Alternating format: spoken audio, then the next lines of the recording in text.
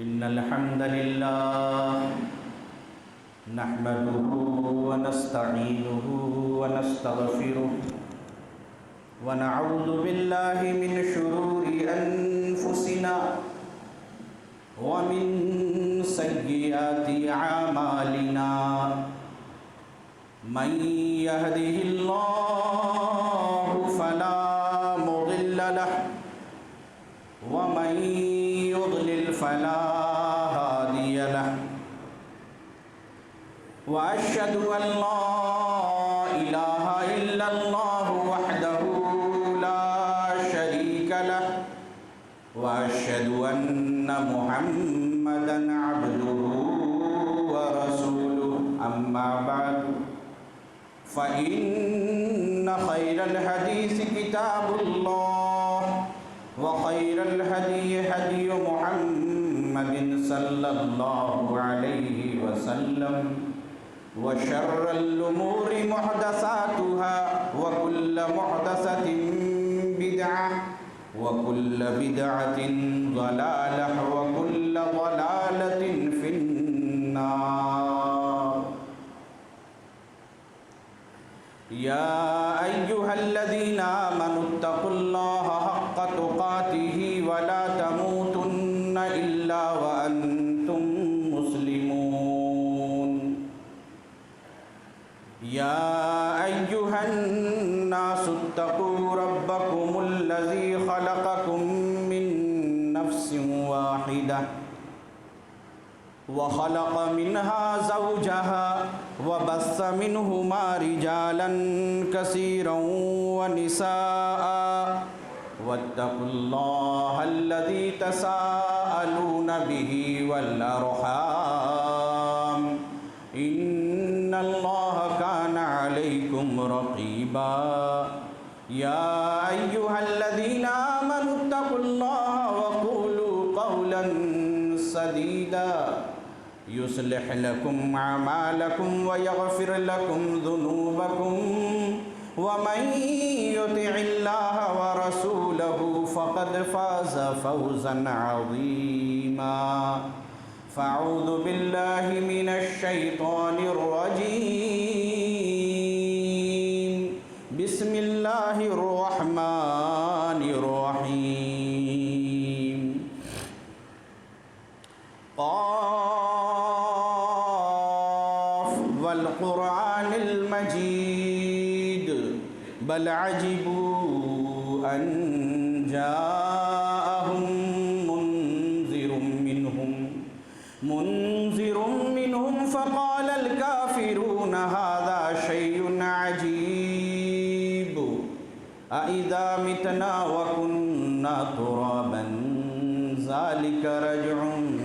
بعيد قد علمنا ما تنقص الأرض منهم وعندنا كتاب حفيظ بل كذبوا بالحق لما جاءهم فهم في أمر مريج أفلم ينظروا إلى السماء فوقهم كيف بنيناها وزيناها وما لها من فروج والأرض مددناها وألقينا فيها رواسي وأنبتنا فيها من كل زوج بهيج تبصرة وذكرى لكل عبد منيب ونزلنا من السماء ماء مباركا فأنبتنا به جنات وحب الحصيد والنخل باسقات لها طلع نضيد رزقا للعباد وأحيينا به بلدة ميتا كذلك الخروج كذبت قبلهم قوم نوح وأصحاب الرس وثمود وعاد وفرعون وإخوان أصحاب الأيكة وقوم تبع كل كذب الرسل فحق وعيد أفعينا بالخلق الأول بل هم في لبس من خلق جديد.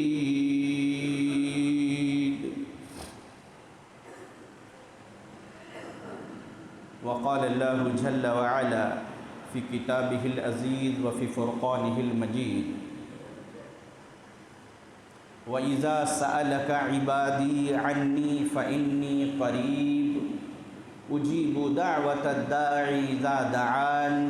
فَلْيَسْتَجِيبُوا لِي وَلْيُؤْمِنُوا بِي لَعَلَّهُمْ يَرْشُدُونَ. وقال النبي صلى الله عليه وسلم كما رواه الترمذي رحمه الله بسند صحيح إن ربكم حي كريم يستحيي من عبده إذا رفع يديه أن يردهما صفرا أو كما قال النبي صلى الله عليه وسلم. تمام قسم کی تعریفات، بڑائی، بزرگی، کبریائی تن تنہا اکیلے بلا شرکت غیری اس اللہ رب العالمین کے لیے لائق و زیبا ہے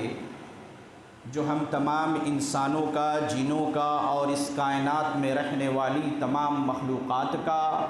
اکیلے تن تنہا خالق ہے، مالک ہے، پالنہار ہے، کہ جس نے بغیر کسی سابقہ نمونے کے اس کائنات کو اور اس میں رہنے والی تمام مخلوقات کو وجود بخشا، اور لاکھوں کروڑوں درود و سلام نازل ہوں ہمارے اور آپ کے آخری نبی حضرت محمد صلی اللہ علیہ وسلم پر، کہ جن کے اس کائنات میں تشریف لانے سے کفر و شرک کی تاریکیاں چھٹ گئیں اور ہر چہار جانب توحید و ایمان کی کرنیں پھیل گئیں. معزز سامعین، آج کے اس خطبہ جمعہ میں خطبہ مسنونہ کے بعد قرآن کریم کی ایک آیت کریمہ میں نے آپ کے سامنے پڑھی،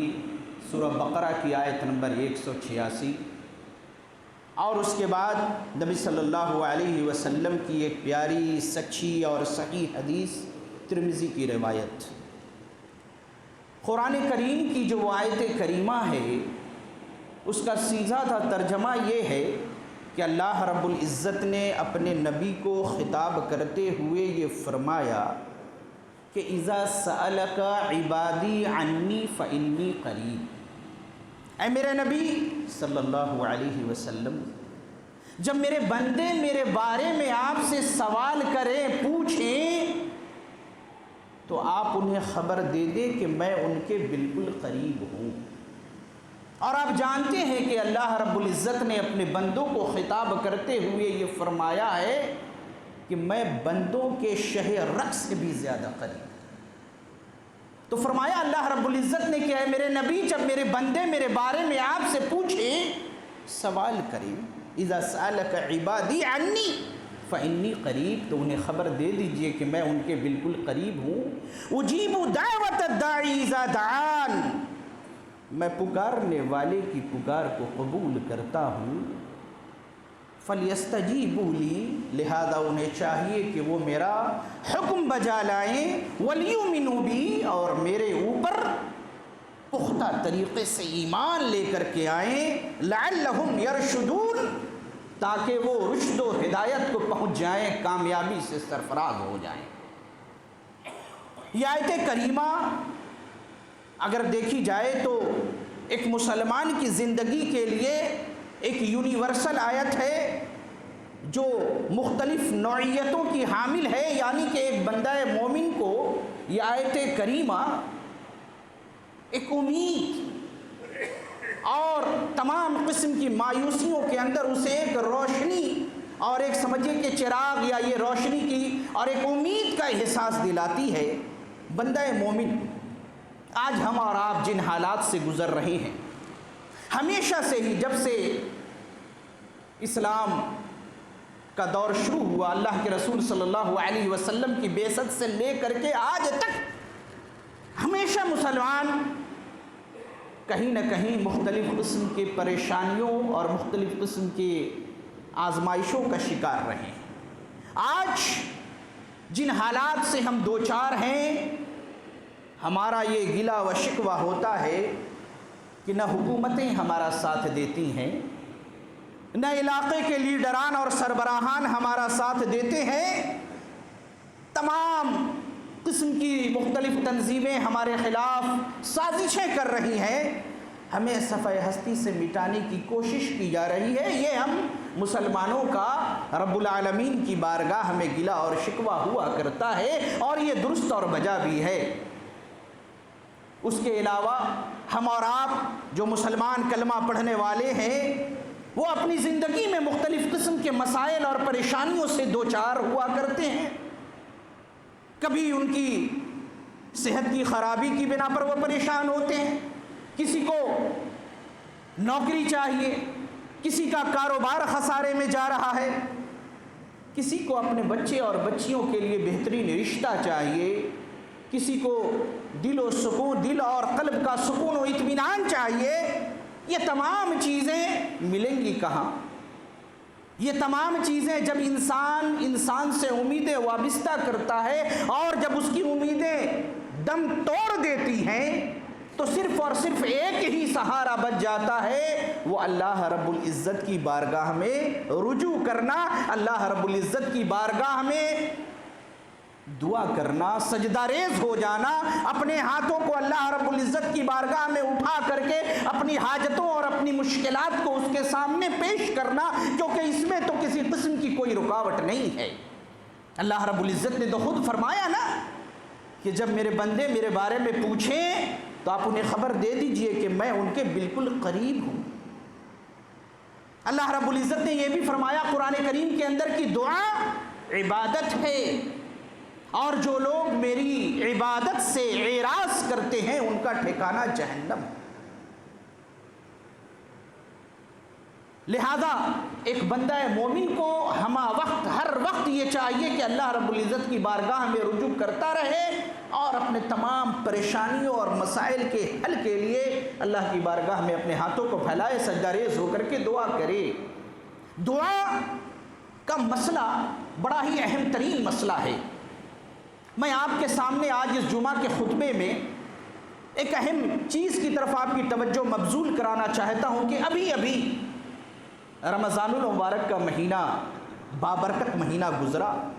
اس مہینے کے اندر طاق راتیں بھی آئیں، یعنی قدر کی راتیں بھی آئیں۔ اللہ کو منظور جو رات بھی قدر کی ہو، طاق رات تھی۔ آخری عشرہ بھی گزرا، رمضان کا پورا مہینہ گزرا، اور یہ شوال کا مہینہ ہے۔ اللہ رب العزت کے نیک بندے جن کو اللہ نے توفیق دی، وہ شوال کے 6 روزے بھی رکھیں گے، جسے شش عیدی یا یہ کہ جس نام سے بھی پکارے 6 روزے شوال کے جو ہیں وہ ہم رکھتے ہیں۔ اور رمضان کا جو مہینہ ابھی گزرا ہے، اور پھر جو سال بھر کے ایام میرے اور ہمارے آپ کے زندگی میں آئیں گے، چند دنوں کے بعد قربانی کا مہینہ آئے گا، ذی الحجہ کا مہینہ آئے گا۔ انبیاء کرام علیہ الصلوۃ والتسلیم کی زندگی کا جب آپ مطالعہ کریں گے تو آپ پائیں گے کہ ہر نبی، ہر صالح بندہ اللہ رب العزت کی بارگاہ میں اپنے مسائل کو پیش کرتا ہوا نظر آ رہا ہے۔ قرآن کریم کے مطالعے سے آپ کو یہ بات سمجھ میں آئے گی۔ لیکن ایک بڑا ہی عجیب و غریب المیہ ہے کہ ہم میں سے اکثر و بیشتر افراد، چاہے ہم ہوں یا آپ ہوں، سب یہ گلہ اور شکوہ کرتے ہوئے نظر آتے ہیں کہ ہم نے تو اپنی فلاں حاجت کے لیے رب العالمین کی بارگاہ میں دعا کی، لیکن ہماری دعا تو قبول ہوئی نہیں۔ ہاں، یہ الگ بات ہے کہ حدیث مبارکہ میں یہ بات موجود ہے کہ اگر کوئی بندہ مومن دعا کی تمام شرائط کو اگر پورا کر لے، حلال و حرام کا خیال رکھے اور دیگر تمام چیزوں کو بروئے کار لے کر کے آئے، تو اس کی دعا ضرور قبول ہوتی ہے۔ ہاں، یا تو جس مسئلے کے لیے اس نے دعا کی ہے فوراً وہ مسئلہ حل ہو جاتا ہے، یا یہ کہ وہ دعا اللہ رب العزت قبول کر کے اس کے بدلے میں کسی مصیبت کو دور کر دیتا ہے، یا یہ کہ اللہ رب العزت اس دعا کو قبول کر کے اس کو ذخیرہ آخرت کے طور پر بندے کے لیے رکھ چھوڑتا ہے کہ اس کا اجر اسے قیامت کے دن ملے گا۔ لیکن بندے کی یہ فطرت ہوتی ہے، اور قرآن کریم نے بھی اس بات کی تعلیم دی ہے، احادیث مبارکہ بھی اس بات کی شاہد ہیں کہ بندہ جب دعا کرتا ہے تو اس کی یہ خواہش ہوتی ہے کہ جس مسئلے کے لیے میں نے اپنے رب کو پکارا ہے کم از کم وہ مسئلہ حل تو ہو جائے۔ لیکن تمام شرائط کے پورے ہونے کے باوجود بھی بسا اوقات، یا یوں کہیں کہ زیادہ تر ہماری دعائیں قبول نہیں ہوتی، اور یہ بہت ہی اہم مسئلہ ہے۔ ہمیں یہ جاننا چاہیے، آج کے اس خطبہ جمعہ میں یہ بتانے کی کوشش کروں گا کہ آخر کن کن طریقوں کو اپنایا جائے کہ جس کی بنا پر اللہ رب العزت فوری طور پر اپنے بندے کی دعا کو قبول کرے اور اس دعا کا اثر فوراً دکھے۔ حالانکہ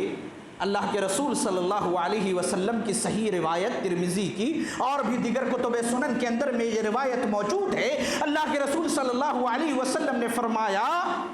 ان ربکم حی کریم، تمہارا رب حی ہے، کریم ہے، یستحی من عبدہ، وہ اپنے بندے سے شرماتا ہے، اپنے بندے سے حیا کرتا ہے، اذا رفع یدیہ ان یردہما صفرا،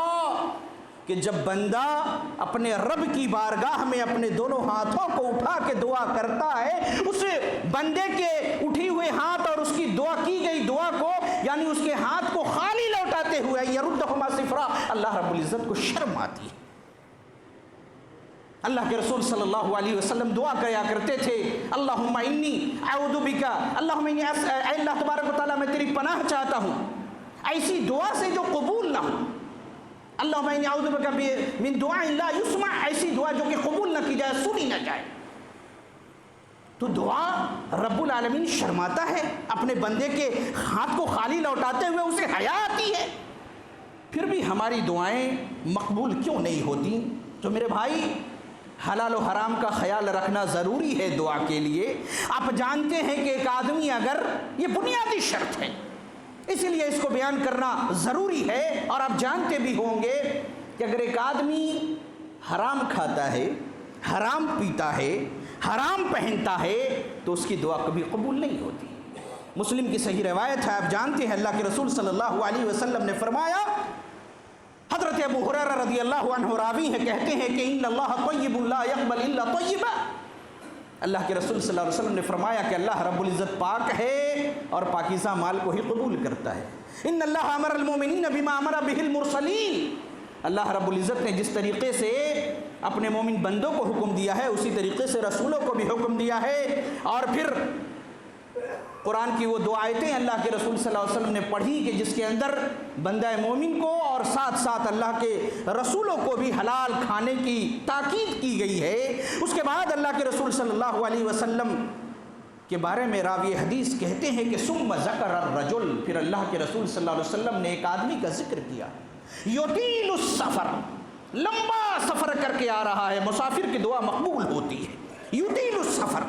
اشعث اکبر یمد یدیہ الی السماء، پراگندہ حال ہے، غبار آلود ہے، اپنے ہاتھوں کو آسمان کی جانب اٹھائے ہے، یمد یدیہ الی السماء، یا ربی یا ربی یا ربی، دعا کر رہا ہے، اے میرے رب مجھے یہ دے دے، اے میرے رب مجھے وہ دے دے، اے میرے رب میری فلاں حاجت پوری کر دے۔ اللہ کے رسول صلی اللہ علیہ وسلم تعجب کرتے ہوئے کہتے ہیں وَمَطْعَمُهُ حَرَامٌ، اس کا کھانا حرام ہے، وَمَشْرَبُهُ حَرَامٌ، اس کا پینا بھی حرام ہے، وَمَلْبَسُهُ حَرَامٌ، اس نے اپنے جسم پہ جو غذا جو لباس رکھا ہوا ہے وہ لباس بھی حرام ہے، کھانا پینا پہننا سب حرام۔ نبی صلی اللہ علیہ وسلم تعجب کرتے ہوئے کہتے ہیں فَأَنَّا يُسْتَجَابُ لِذَلِكَ، اس کی دعا کیسے قبول ہوگی؟ اگر آدمی حلال اور حرام کا خیال رکھے، حلال رزق کھائے، کھانا حلال ہو، پینا حلال ہو، جسم پہ کپڑا حلال مال کا ہو، تو کیا ضروری ہے کہ ہماری دعا قبول ہی ہو جائے؟ ہو سکتی ہے، نہیں بھی ہو سکتی ہے، کیونکہ دعاؤں کی قبولیت کے لیے کتاب و سنت کا جب آپ تتبع کریں گے تو بہت ساری چیزیں بتائی گئی ہیں، ان میں اختصار کے ساتھ چند چیزوں کو میں آپ کے سامنے بیان کر رہا ہوں۔ سب سے پہلی چیز یہ کہ تمام حلال و حرام کا خیال کرنے کے بعد جب بندہ مومن دعا کرے مکمل یقین، اعتماد اور بالکل عزم کے ساتھ دعا کرے۔ صحیحین کی روایت ہے، مسند احمد کے اندر میں بھی، مسند ابو ہریرہ کے اندر یہ روایت موجود ہے۔ اللہ کے رسول صلی اللہ علیہ وسلم نے فرمایا لا یقل احدکم اذا دعا، تم میں سے کوئی بھی یہ نہ کہے جب وہ رب العالمین کی بارگاہ میں دعا کرے اللہم ارحمنی ان شئت، اللہم اغفر لی ان شئت، وارزقنی ان شئت، اے اللہ تبارک و تعالی اگر تو چاہے تو میری مغفرت کر دے، اے اللہ تعالیٰ اگر تو چاہے تو میرے اوپر رحم کر، اے اللہ تعالیٰ اگر تو چاہے تو مجھے رزق عطا کر۔ کوئی اس طرح دعا نہ مانگے، بلکہ اللہ کے رسول صلی اللہ علیہ وسلم نے فرمایا لیعزم المسألہ، بلکہ مکمل یقین اور پختگی کے ساتھ دعا مانگے، اے اللہ میرے اوپر رحم فرما، میری فلاں مصیبت کو دور کر دے، میری مغفرت فرما دے، میرے مسئلے کو حل کر دے۔ کیوں؟ فَإِنَّهُ لَا مُكْرِهَ لَهُ، کیونکہ اللہ کے رسول صلی اللہ علیہ وسلم نے فرمایا کہ اللہ رب العزت کو کوئی مجبور کرنے والا نہیں ہے۔ اللہ اکبر۔ تو پہلی چیز کہ آدمی جب دعا کرے مکمل اعتقاد، یقین اور عزم محکم کے ساتھ دعا کرے کہ ضرور اللہ اس کی دعا کو قبول کرے گا، اگر اور مگر کے ساتھ دعا نہ کرے، نبی نے یہ تعلیم دی۔ اور دوسری چیز کہ جب دعا کرے توحیدی کلمات کے ذریعے دعا کرے۔ اللہ اکبر۔ احادیث کے اندر طریقہ بتایا گیا ہے کہ جب بندہ مومن اللہ کی بارگاہ میں ہاتھ اٹھائے یا سجدہ ریز ہو یا جس طریقے سے بھی دعا کرے تو سب سے پہلے اللہ رب العزت کی حمد و ثنا کرے، اللہ رب العزت کی جس قدر تعریف کر سکتا ہے کرے۔ اے اللہ تو غفور ہے، تو کریم ہے، تو حی ہے، تو غفار ہے، تو ستار ہے، تو رحمان ہے، تو رحیم ہے، اللہ کی جتنی تعریف کر سکتے ہو کرو۔ آیت الکرسی کے اندر بھی اللہ رب العزت کے تعریفی کلمات ہیں، سورہ فاتحہ کے ابتداء میں بھی اللہ رب العزت کے تعریفی کلمات ہیں۔ اللہ رب العزت کی تعریف کرو، اس کی حمد و ثنا بیان کرو۔ اس کے بعد اللہ کے رسول صلی اللہ علیہ وسلم پر درود بھیجو، اور پھر جو دعا مانگنی ہے مانگو، تو انشاءاللہ ضرور دعا قبول ہوگی۔ اللہ کے رسول صلی اللہ علیہ وسلم نے ایک صحابی کو دعا مانگتے سنی۔ علامہ البانی نے سلسلۃ الصحیحہ کے اندر اس روایت کو ذکر کیا ہے۔ ایک آدمی مسجد میں بیٹھ کر دعا مانگ رہا تھا، اللہم انی اسألک بانی اشہد انک انت اللہ لا الہ الا انت، اے اللہ تبارک و تعالی میں تجھ سے سوال کرتا ہوں، تجھ سے مانگتا ہوں، اللہم انی اسألک بانی اشہد انک انت اللہ، اس بات کو وسیلہ بنا کر میں تجھ سے سوال کر رہا ہوں کہ بانی اشہد انک انت اللہ، کہ میں گواہی دیتا ہوں کہ تیرے علاوہ کوئی معبود برحق نہیں۔ اللہم انی اسألک بانی اشہد انک انت اللہ لا الہ الا انت، تیرے علاوہ کوئی معبود نہیں، تو ہی معبود برحق ہے۔ الاحد الصمد الذی لم یلد ولم یولد، تو احد ہے، صمد ہے، نہ تو نے کسی کو جنا ہے، نہ تو کسی کے ذریعے جنا گیا ہے۔ لم یلد ولم یولد ولم یکن لہ کفوا احد۔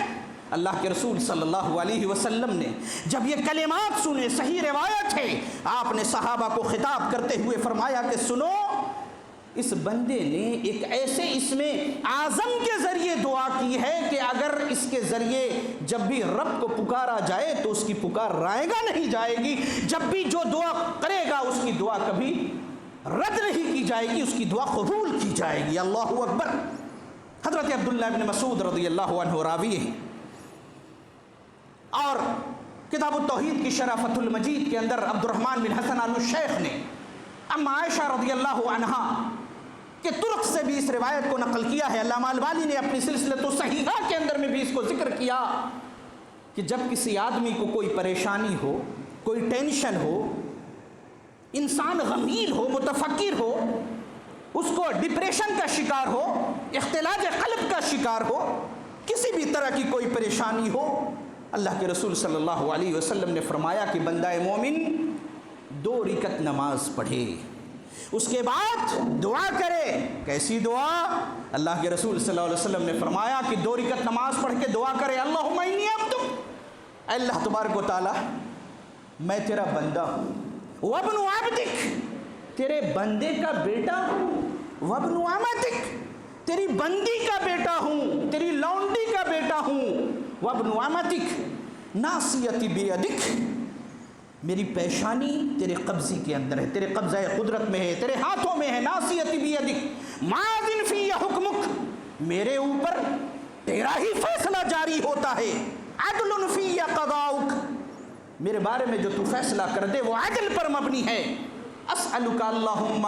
بکل اسم ہوا لک، اے اللہ تبارک و تعالی میں تجھ سے سوال کرتا ہوں بکل اسم ہوا لک، تیرے ان تمام ناموں کے وسیلے سے، ان تمام ناموں کے ذریعے سے تجھ سے میں سوال کرتا ہوں،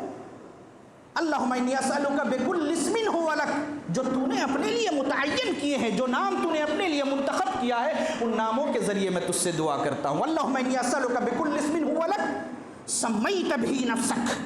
یا وہ نام جس سے تو نے اپنے آپ کو موسوم کیا ہے،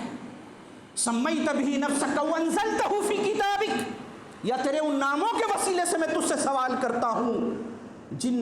پیارے ناموں کو تو نے اپنی کتابوں میں نازل کیا ہے، وانزلتہ فی کتابک وعلمتہ احدا من خلقک، یا اور ان ناموں کے ذریعے بھی میں تجھ سے سوال کرتا ہوں جو تو نے اپنے کسی مخلوق کو، کسی بندے کو سکھائے ہیں، وعلمتہ احدا من خلقک او استأثرت به فی علم الغیب عندک، اور تیرے ان ناموں کے ذریعے، ان کے وسیلے سے میں تجھ سے سوال کرتا ہوں کہ جن ناموں کو تو نے اپنے غیب میں چھپا کر رکھا ہے، پوشیدہ رکھا ہے، او استأثرت به فی علم الغیب عندک، جو تیرے غیب میں ہے، تیرے علم غیب کے اندر جو ہے، اس کے ذریعے سے دعا کرتا ہوں۔ کیا دعا کرتا ہوں؟ ان تجعل القرآن العظیم ربیع قلبی ونور بصری وصدری وجلاء حزنی وذہاب ہمی وغمی،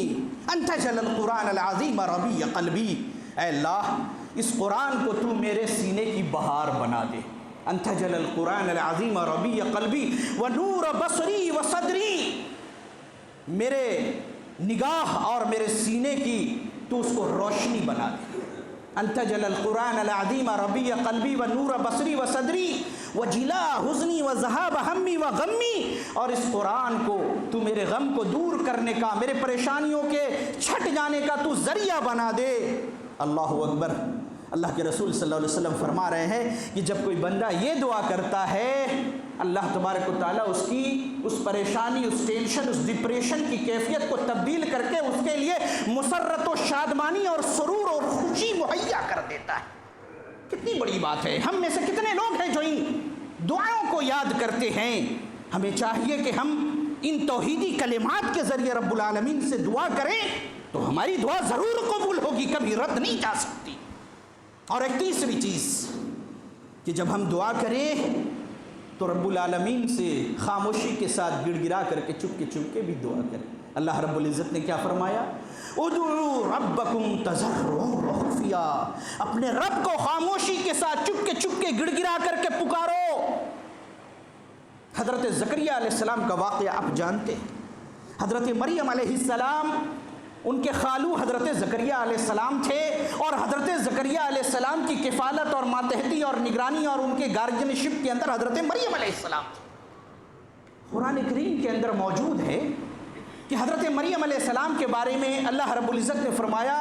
کلما دخل علیہا زکریا المحراب وجد عندها رزقا، جب زکریا علیہ السلام حضرت مریم علیہ السلام کے پاس آتے تو دیکھتے کہ ان کے حجرے میں، ان کے محراب کے اندر میں پھل موجود ہے، رزق موجود ہے، وجد عندها رزقا۔ مفسرین نے لکھا، امام تبری نے، امام شوکانی نے، امام ابن کثیر نے، دیگر تمام مفسرین نے صحیح آثار سے اس کی صراحت کی ہے کہ حضرت مریم علیہ السلام کو پھل کیسا ملتا تھا، رزق کیسا ملتا تھا؟ بے موسم کا پھل، گرمی میں جاڑے کا پھل اور جاڑے میں گرمی کا پھل۔ حضرت زکریا علیہ السلام کو خیال آیا کہ وہ رب العالمین جو مریم کو بے موسم کا پھل عطا کر سکتا ہے، مجھ جیسے بوڑھے شخص کو اس بڑھاپے کے اندر میں اولاد کیوں نہیں عطا کر سکتا؟ حضرت زکریا کو اولاد نہیں تھی۔ اللہ رب العزت نے اس کا ذکر قرآن کریم میں یوں کیا وَاذْكُرْ رَحْمَةِ رَبِّكَ عَبْدَهُ زَكَرِيَّا، ذکر رحمت ربک عبدہ زکریا، اس کے اپنے بندے زکریا کے اوپر رحمت کا یہ ذکر ہے، اس کا یہ واقعہ ہے۔ ذکر رحمت ربک عبدہ زکریا اذ نادى ربہ نداء خفیا، جب اس نے خاموشی کے ساتھ چپکے چپکے گڑ گڑاتے ہوئے اپنے رب سے دعا کی، قال ربی انی وہن العظم منی، کہا ہے میرے رب میری ہڈیاں کمزور ہو گئی ہیں۔ قال ربی انی وہن العظم منی واشتعل الراس شیبا، میرے سر کے اوپر میں سفیدی چھا گئی ہے، یعنی میرے سر کے بال سفید ہو گئے ہیں، میری ہڈیاں کمزور ہو چکی ہیں۔ لیکن کیا کہا، وَلَمْ أَكُنْ بِدُعَائِكَ رَبِّ شَقِيًّا، لیکن اے میرے رب میں تجھ سے کبھی دعا کر کے محروم نہیں رہا، نا امید نہیں رہا۔ جب تم مریم کو بغیر موسم کے پھل دے سکتا ہے، مجھ بوڑھے کو اس بڑھاپے میں اولاد کیوں نہیں دے سکتا؟ اس یقین اور اس اعتماد کے ساتھ اذ نادى ربه نداء خفیا، خاموشی کے ساتھ اپنے رب سے چپکے سے گڑ گڑا کے دعا کی جائے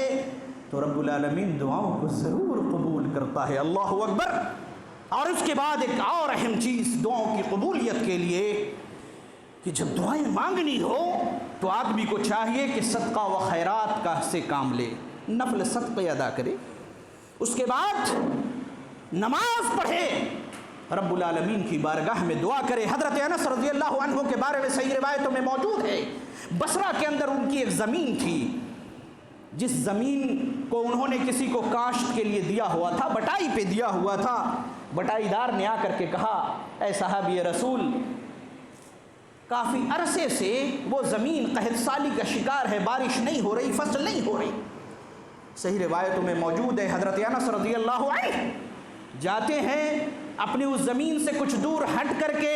2 رکعت نماز پڑھتے ہیں، دعا کرتے ہیں، ابر کا ایک ٹکڑا، بادل کا ایک ٹکڑا آتا ہے اور ان کی زمین کو سیراب کر کے چلا جاتا ہے۔ امام ذہبی رحمۃ اللہ علیہ نے لکھا اس حدیث کے بعد، اس واقعے کے بعد، کہ یہ اللہ کے ولی کی ایک زندہ کرامت ہے۔ اللہ اکبر، کہ انہوں نے دعا کی، بارش کا ایک بادل کا ایک ٹکڑا آیا، ان کی زمین کو سیراب کر گیا، اور دور کہاں جاتے ہیں؟ بخاری کی روایت لے لیں اور تمام کتب حدیث کے اندر میں لگ بھگ یہ واقعہ الگ الگ الفاظ کے ساتھ منقول ہے۔ کن کا واقعہ؟ جو ابھی ذی الحجہ کا مہینہ چند دنوں کے بعد، چند مہینوں کے بعد آنے والا ہے، حضرت ابراہیم اور حضرت سارہ علیہ السلام کا قصہ۔ حضرت ابراہیم علیہ السلام جب حضرت سارہ علیہ السلام کو لے کر کے ہجرت کر گئے، نکلے، راستے میں ایک بڑا ظالم بادشاہ تھا، آپ جانتے ہیں۔ اس بادشاہ کی یہ عادت تھی کہ جب وہ دیکھتا کہ میرے راستے سے، میرے مملکہ سے، میری حکومت سے ہو کر کے کوئی خوبصورت حسین و جمیل عورت اگر گزر رہی ہو، وہ اس کو پکڑ کر کے اپنے یہاں لے کر کے آتا اپنے فوجیوں کے ذریعے، اور اس کے ساتھ برائی کا ارتکاب کیا کرتا تھا۔ حضرت ابراہیم علیہ السلام کی بیوی سارہ بڑی حسین و جمیل، متقی پرہیزگار، چہرے پہ تقویٰ کا نور جھلک رہا، اور حسن اور خوبصورتی کا کیا پوچھنا۔ بادشاہ نے اسے اریسٹ کروا کے اپنے محل میں بلوا لیا، برائی کا ارادہ کرنا چاہا۔ الفاظ بخاری کے ہیں، حضرت سارہ کے بارے میں، قامت، کھڑی ہوئی، توضع و تصلی، کھڑے ہو کر کے انہوں نے نماز پڑھی اور دعا کی۔ دیکھیں مصیبت ہے، مصیبت میں نماز پڑھ کے پھر دعا کر رہی ہیں، کیا؟ اللہم ان کنت آمنت بک برسولک، اے اللہ تبارک و تعالیٰ، اگر میں تیرے اوپر اور تیرے رسولوں کے اوپر ایمان لائی ہوں تیری ہی رضا کی خاطر، وَأَحْسَنْتُ فَرْجِي إِلَّا زَوْجِي، اور اگر میں نے اپنی شرمگاہ کی حفاظت کی ہے سوائے اپنے شوہر کے تیری ہی رضا کے لیے، فَلَا تُسَلِّطْ عَلَيَّ هَذَا الْكَافِرَ، اے اللہ اس کافر کو میرے اوپر مسلط نہ کرنا۔ احادیث کے الفاظ ہیں، اس کا مفہوم یہ ہے، اس کا ترجمہ یہ ہے، جب انہوں نے یہ دعا کی اس بادشاہ کے اوپر کپ کپی طاری ہو گئی، مرغی کی طرح اس پر دورہ پڑنے لگا، اس کا پورا جسم لرزنے لگا، یوں محسوس ہوتا تھا گویا کہ وہ اب مر جائے گا۔ اما سارہ نے دعا کی، اے اللہ مرنا نہیں چاہیے، اگر یہ مر گیا تو اس کے فوجی، اس کے ہاری مہاری ہمیں پریشان کریں گے۔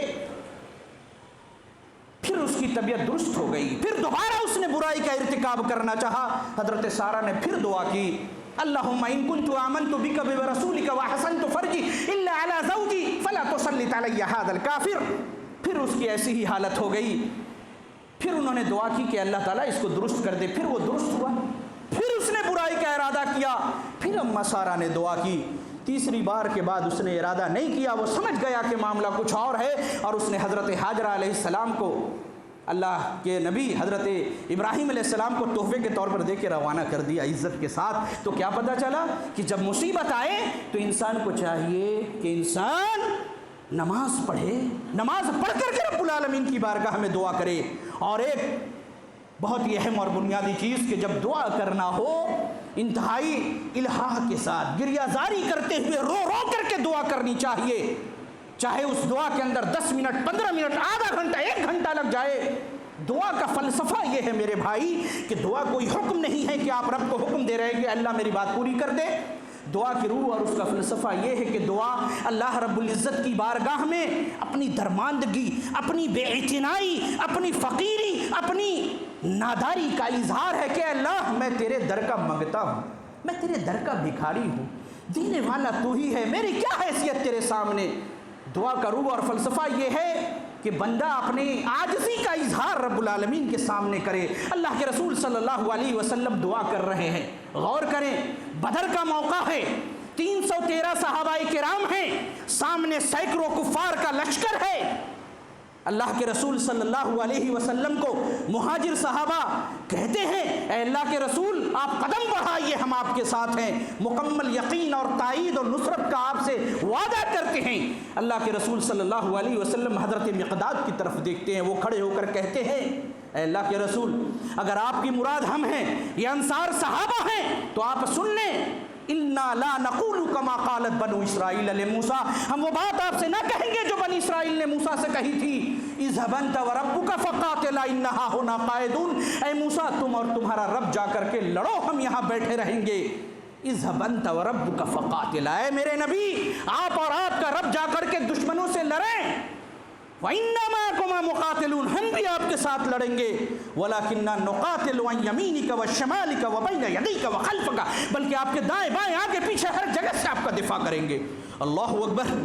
کسی صحابی نے کہا کہ اگر آپ سمندر میں برق غماد تک گھوڑے دوڑانے کا حکم دیں گے، سمندر میں گھوڑے ڈالنے کا حکم دیں گے تب بھی ڈال دیں گے۔ اس قدر تائید کے باوجود اللہ کے رسول صلی اللہ علیہ وسلم اپنے حجرے میں جاتے ہیں، میدان جنگ کے اندر ایک پہاڑی پہ آپ کا خیمہ لگا ہے، آپ اپنے خیمے کے اندر جاتے ہیں۔ یہ بخاری کے الفاظ ہیں، امام بخاری نے اس کو ذکر کیا، اور بھی دیگر کتب کے اندر الفاظ یہ موجود ہیں، میں امام بخاری نے جن الفاظ کو بیان کیا اس کو ذکر کرتا ہوں۔ اللہ کے رسول سے استقبل النبی صلی اللہ علیہ وسلم الکعبہ، حدیث کے الفاظ ہیں، اللہ کے رسول صلی اللہ علیہ وسلم اپنے حجرے میں گئے اور آپ نے کعبہ کا رخ کیا، مد یدیہ الی السماء، آپ نے اپنے ہاتھوں کو آسمان کی طرف اٹھایا، فجعل یہتف بربہ، اور اپنے رب سے گریہ زاری کرنے لگے اور بار بار فرماتے تھے اللہم انجز لی ما وعدتنی، اللہم آتنی ما وعدتنی، اے اللہ جو تو نے وعدہ کیا اسے پورا کر دے، اے اللہ جس چیز کا تو نے اپنے حبیب سے وعدہ کیا ہے اسے پورا کر دے، اللہم آتنی ما وعدتنی، اللہم انجز لی ما وعدتنی، اللہم ان تہلک ہذہ العصابہ، اے اللہ یہ مٹھی بھر لوگوں کی جماعت اگر یہ 313 صحابہ ہلاک ہو گئے، لن تعبد فی الارض ابدا، اے اللہ پھر اس روئے زمین کے اندر کبھی تیری پرستش نہ ہوگی۔ حدیث کے الفاظ ہے، آگے سنیں، فجعل فما زال یہتف بربہ، عربی کے طلبہ جانتے ہیں کہ زال یزولو کے کیا معنی تھے، فما زال یہتف بربہ، آپ برابر اپنے رب سے دعا کرتے گئے، مادن یدیہ مستقبل القبلہ، اپنے ہاتھوں کو اٹھائے ہوئے قبلہ کی طرف رخ کیے ہوئے، حتی سقط رداؤہ، یہاں تک کہ آپ کے کندھے مبارک سے آپ کی چادر نیچے گر گئی، آپ کے آنکھوں سے گرنے والے آنسو سے نیچے کی زمین تر ہو گئی۔ اس قدر دعا کر رہے ہیں اللہ کے رسول کہ جن کے بارے میں اللہ نے کیا کہا، فَإِنَّ اللَّهَ هُوَ مَوْلَاهُ، اے اللہ اے میرے نبی اللہ تیرا مددگار ہے، فَإِنَّ اللَّهَ هُوَ مَوْلَاهُ وَجِبْرِيلُ وَصَالِحُ الْمُؤْمِنِينَ، جبرائیل تیرا مددگار ہے، مومن بندے تیرے مددگار ہیں، وَالْمَلَائِكَةُ بَعْدَ ذَلِكَ ظَهِيرٌ، اور اللہ کے جتنے ملائکہ ہیں وہ تیرے مددگار ہیں۔ پھر بھی رب اللہ کا وہ نبی، وہ آخری رسول رب کی بارگاہ میں اتنی گڑ گڑا کر کے دعا کر رہا ہے۔ فدخل ابو بکر، حضرت ابو بکر صدیق رضی اللہ عنہ حجرے میں تشریف لاتے ہیں، اخذ رداءہ، آپ صلی اللہ علیہ وسلم کی چادر کو پکڑتے ہیں، والخاہ علی منکبیہ، اور آپ صلی اللہ علیہ وسلم کے کندھے پہ ڈال دیتے ہیں اور آپ کو پیچھے سے پکڑ کے کہتے ہیں کفاک مناشدتک ربک فانہ سینجز لک ما وعدک، اللہ کے رسول اتنی گریہ زاری کافی ہے، آپ کے رب نے آپ سے جو وعدہ کیا ہے وہ اسے ضرور پورا کرے گا۔ پتہ کیا چلا کہ دعا فارمیلٹی کے طور پر ہاتھ اٹھایا، مانگ لیا؟ نہیں میرے بھائی، ہم میں سے کتنے لوگ ہیں جو یہ شکوہ کرتے ہیں کہ ہماری دعائیں قبول نہیں ہوتی؟ لقد کان لکم فی رسول اللہ اسوۃ حسنہ، نبی کے طریقے پر عمل کرتے ہوئے کیا ہم نے اپنی دعاؤں کے لیے کبھی 10 منٹ 15 منٹ آدھا گھنٹہ رو رو کے گڑ گڑا کے رب کی بارگاہ میں دعا کی؟ نہیں کی، اور پھر شکوہ کرتے ہیں کہ ہماری دعائیں قبول نہیں ہوتی۔ اور آخری چیز کہہ کر کے اپنی گفتگو ختم کروں گا، وقت ہو چلا، ایک آخری ادب، اور بہت سارے آداب ہیں لیکن وقت مختصر ہے، کہ ہمیں یہ چاہیے کہ ہم اپنے لیے تو دعا کریں، بہت ہی اہم بات ہے، اپنے لیے تو دعا کریں، لیکن ہم میں سے اکثر لوگ کیا کرتے ہیں؟ اپنے لیے دعا کرتے ہیں، یا اللہ مجھے یہ دے دے، اللہ مجھے وہ دے دے، میری فلاں مصیبت کو دور کر دے۔ مانگنا چاہیے، مانگ سکتے ہیں، حکم بھی ہے، لیکن دعا کی قبولیت کا ایک بہترین فنڈا، ایک بہترین طریقہ یہ بھی ہے کہ بندہ مومن اپنے لیے دعا نہ مانگے، اپنے مومن بھائی کے لیے اس کا نام لے کے اس کی حاجت کے لیے دعا کرے۔ حضرت ابو درداء رضی اللہ عنہ راوی حدیث ہیں، حدیث مسلم کی ہے، حدیث کا نمبر 2733۔ حضرت صفوان حضرت ابو درداء رضی اللہ عنہ کے داماد ہیں۔ حضرت درداء جو ہیں وہ ان کی زوجیت میں تھی، ابو درداء کی بیٹی درداء حضرت صفوان کی بیوی۔ حضرت ابو درداء رضی اللہ عنہ شام میں رہا کرتے تھے۔ حضرت صفوان کہتے ہیں کہ میں ایک دفعہ حج کا میں نے ارادہ کیا اور شام میں اپنے سسر سے ملنے کے لیے گیا، گھر پہ گیا تو اپنے سسر کو نہیں پایا، مسلم کی روایت ہے۔ ساس نے پوچھا اترید الحج العام، اے میرے داماد، اے میرے بیٹے، کیا اس سال تم نے حج کا ارادہ کیا ہے؟ داماد نے کہا کہ ہاں اماں جان، اس سال میں نے حج کا ارادہ کیا ہے۔ ساس نے کہا فدعوا اللہ لنا بخیر، ہمارے لیے بھی خیر کی دعا کرنا، بھلائی کی دعا کرنا، ہمیں اپنی دعاؤں میں بھول نہ جانا۔ حضرت صفوان کہتے ہیں، بعض روایات میں منقول ہے کہ میں وہاں سے نکل کر کے جب بازار گیا تو حضرت ابو درداء رضی اللہ عنہ سے ملاقات ہو گئی۔ حضرت ابو درداء نے پھر پوچھا اترید الحج العام، اے میرے بیٹے کیا اس سال حج کا ارادہ کیے ہو؟ انہوں نے کہا نعم، میں نے حج کا ارادہ کیا ہے۔ کہا فدعوا اللہ لنا بخیر، ہمارے لیے بھی خیر کی دعا کرنا۔ پھر کہا کہ میں نے اللہ کے رسول کو یہ فرماتے ہوئے سنا ہے، دعوت المرء المسلم لاخیہ بظہر الغیب مستجابۃ، مسلم کی روایت، نبی نے فرمایا ہے ایک مومن بھائی کی دعا اپنے بھائی کے لیے بظہر الغیب، اس کے پیٹھ پیچھے اکیلے میں تنہائی میں، مستجابۃ، مقبول ہوتی ہے۔ عند راسہ ملک موکل، جب وہ اپنے بھائی کے لیے اس کے پیٹھ پیچھے دعا کرتا ہے، اس کے سر کے پاس، اس کے کندھے پہ ایک فرشتہ متعین ہوتا ہے۔ کلما دعا لاخیہ بخیر، جب جب وہ اپنے بھائی کے لیے بھلائی کی دعا کرتا ہے، قال الملک والموکل بہ، وہ فرشتہ جو متعین ہوتا ہے وہ کہتا ہے آمین ولک بمثل، تیری دعا قبول ہو، تیری دعا کو رب قبول کرے، اور تیرے لیے بھی وہی جو تو نے اپنے بھائی کے لیے کیا ہے۔ اللہ اکبر۔